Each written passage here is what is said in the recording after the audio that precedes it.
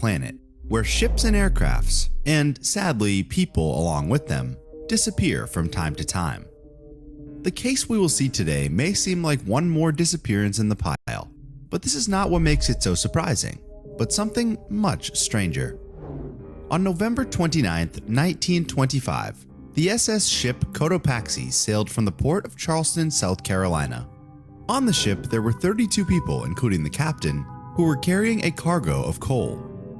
Their mission was to arrive in Havana on December 1st, but as you would expect, the SS Cotopaxi never reached its destination. On December 1st in Havana, a radio transmission was received from the ship.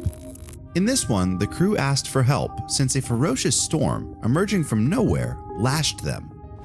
Due to the time, waiting for a rescue in the open sea was almost impossible. All the sailors could do was fight to keep the ship afloat and to preserve their own lives. The last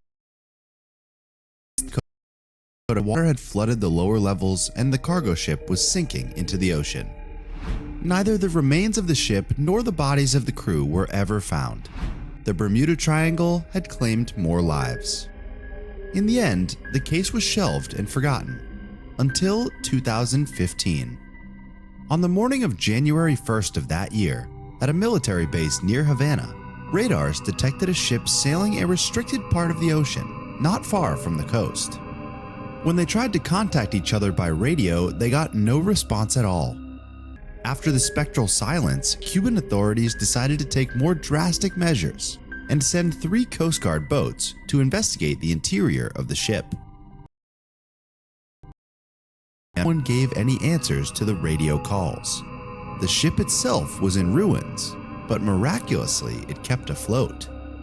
Rust had corroded much of the hull and masts, and sections that were once made of wood no longer existed.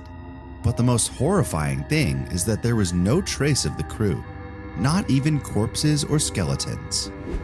Later, Cuban authorities managed to identify the ship as the lost one, SS Cotopaxi, the cargo ship that disappeared 90 years ago.